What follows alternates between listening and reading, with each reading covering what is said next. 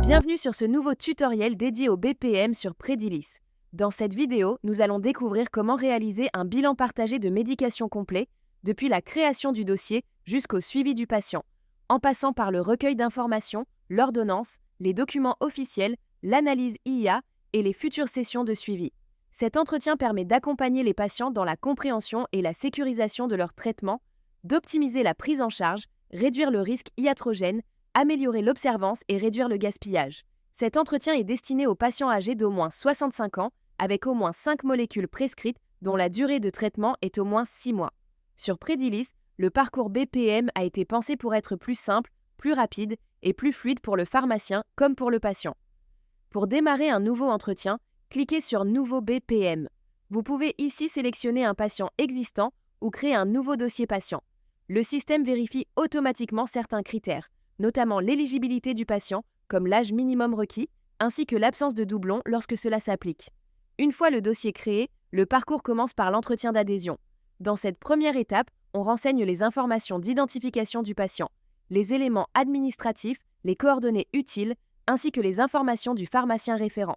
Le patient donne ensuite son accord pour entrer dans le parcours et autorise, si nécessaire, la prise de contact avec le médecin traitant ou le prescripteur.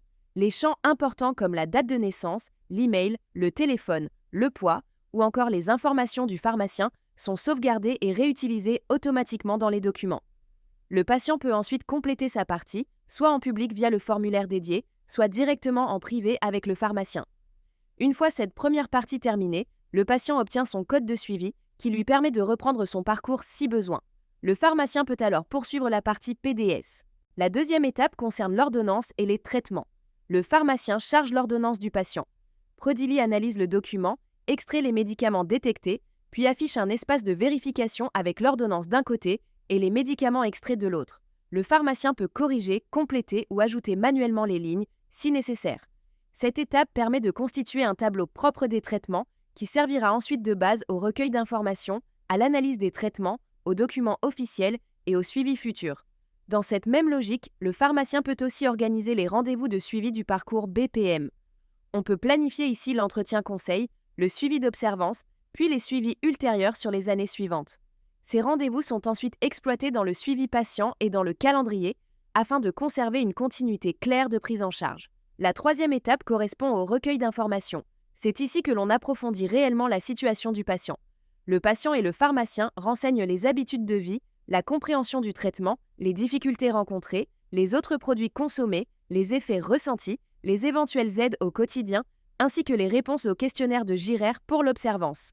Le pharmacien peut également compléter la partie dédiée aux proches ou aidants, ainsi que les remarques et questions du patient. À la fin de cette étape, Predilis peut lancer l'analyse IA du recueil. Cette analyse permet de pré-remplir plusieurs champs attendus dans les documents, notamment les traitements consommés, certaines synthèses métiers et les conclusions du recueil. Une fois le recueil finalisé, vous accédez directement à la section Documents. Dans cette section, vous retrouvez les documents officiels déjà générés à partir des données collectées. Par exemple, le bulletin d'adhésion et le document de recueil d'informations. Ces documents sont pré-remplis automatiquement à partir du formulaire, tout en restant relisibles, vérifiables et exploitables par le professionnel de santé. Lorsque ces documents sont prêts, le BPM initial peut être clôturé. Mais sur Predilis, le parcours ne s'arrête pas là. Une fois le BPM terminé, le patient dispose d'un dossier de suivi centralisé. Depuis le tableau de suivi BPM, plusieurs actions rapides sont disponibles. Vous pouvez reprendre un dossier, consulter l'auto-questionnaire du patient en lecture seule, ouvrir les documents déjà générés, envoyer les documents par email, consulter les rendez-vous ou accéder directement au hub de suivi du patient. Le hub de suivi constitue la suite logique du BPM initial. On y retrouve l'historique du dossier, les documents disponibles, les rendez-vous planifiés, les sessions terminées, les sessions à venir, ainsi que les actions rapides du pharmacien. Depuis cette page, le pharmacien peut lancer l'analyse des traitements.